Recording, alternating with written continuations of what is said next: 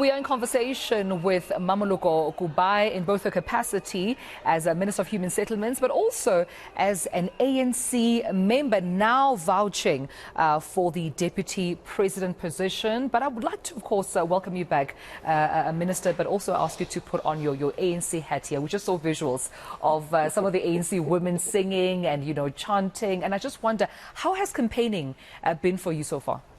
Look, it has not been easy, as expected, because it takes a lot of time.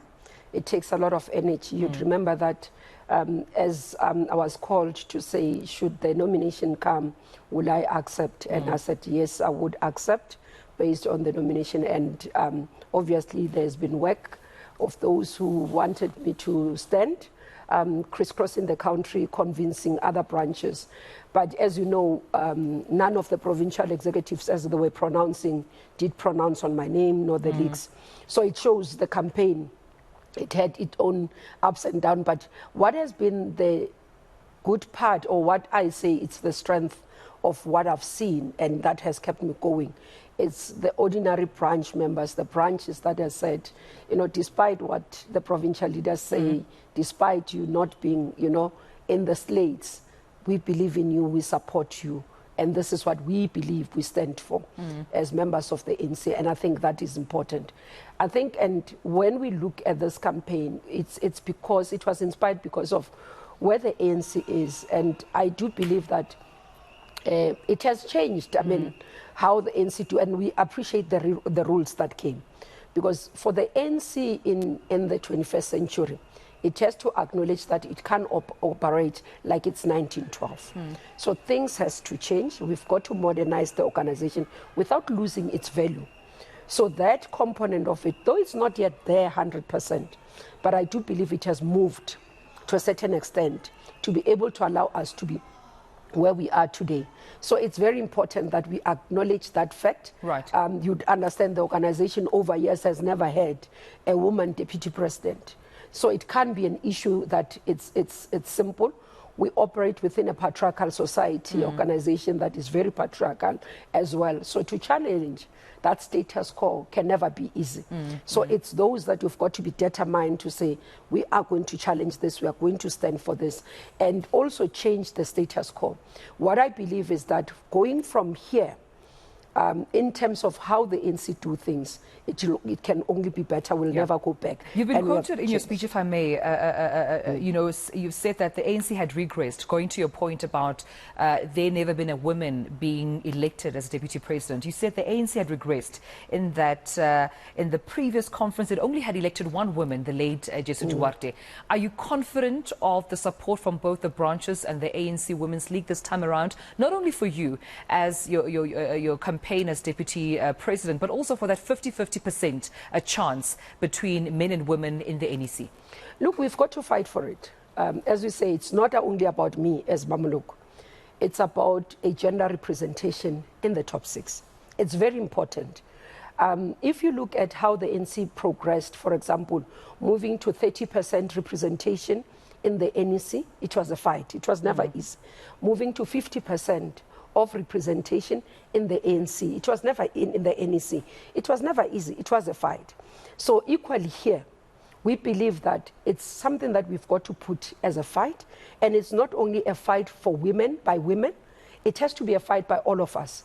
I do believe that there are men in the ANC who do believe in leadership of women, who do understand and appreciate that it's time that we reflect what society is all about. And I hope that we are able in this conference to nominate and elect women leaders, at least 50%.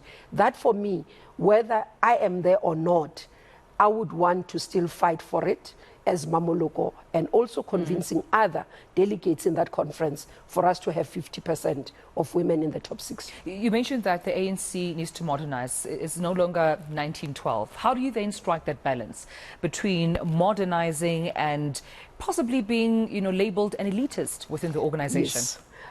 That's the issue for me. I think it's that bridging, because one of the things that the organization has to do is to understand that we live in a global society.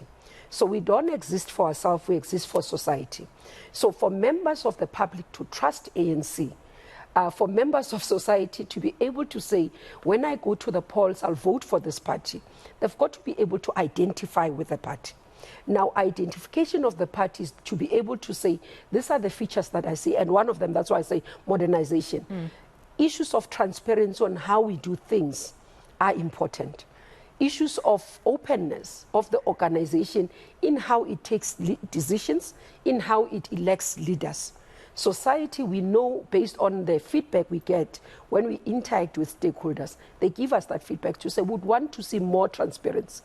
Would want to see more accountability, you know, and those are the things that as the NC, we've got to infuse. I mean, we've moved quite a lot. You'd remember previously, as the organization would take a stance to say, we are a collective leadership, so if there's something wrong, we take collective leadership, you know. Today, we are able to say, no, if Mmamoloko has done wrong, Mmamoloko stand an account as an individual, so that you do not have to impugn on the integrity of the organization and impact on the brand ANC. So it's those things that show that we are moving. I mean, the introduction of the rules today that allowed and talked about candidates, in the previous years, it was not allowed. And that's why even in this contestation now, going towards, going towards NASREC 2022, there are those members of the ANC who still feel or see individuals like myself as taboo, because they have not really internalized the rules, because the rules allows for it. And the issue of modernization in terms of disclosures, because we can't put our head in the sand and say there's no money that goes into the campaigns. There's money. Right. Then regulate it so that it's not used excessively to the detriment of the organization. That's why the financial disclosures today are required for members and those who are contesting. And speaking of that accountability, do you think that the leaders, the previous leaders, or even the current leaders perhaps, have failed to implement some of the 2017 policies? No, I don't think so. I can tell you, I mean, for me, when I listen to that, I think it's rhetoric. As chair of ETC in the last policy conference, I tabled a document, for example, on economic resolutions, where we said this is what has been said we should be doing, and this is what we have done. Where we have not done things, we have explained. So there isn't an issue of not accounting. And the issue that we have not implemented resolutions, there are quite a number of resolutions that we have implemented. And you'd find it's just few that are remaining. For example, the issues of nationalization of the Reserve Bank, you'd find in the economic space is the major issue around why we have not nationalized. And we explained that this is the process that has happened. We went to look at that. And you find because the individuals who are holding the shares could call on early price, and therefore it became unviable to be able financially to be able to go and buy those. So you have to prioritize. Do you look after your citizens, especially we had to be hit by COVID, issues of introduction of SRD grant to relieve households of the poverty based on COVID, or do you go and take money and go and pay and buy the shares? So it's those prioritization that we can explain to society and to members of the ANC. We are compiling a report based on those resolutions, again updated after the policy conference, which we will table through the Secretary General's office into conference to say, based on the conference resolutions, these are the things that we have done. With regards to, you know, the state-owned enterprises and also the economic, you know, recovery plan within the organization, you heading the economic cluster, are the wheels of justice turning fast enough with those, you know, that should be held accountable with sabotaging efforts to improve South Africa's economy? I mean, what do you make of where we are in as far as SOEs in the country are concerned? I think we could have, it would have given confidence more in terms of, you know, justice prevailing quicker.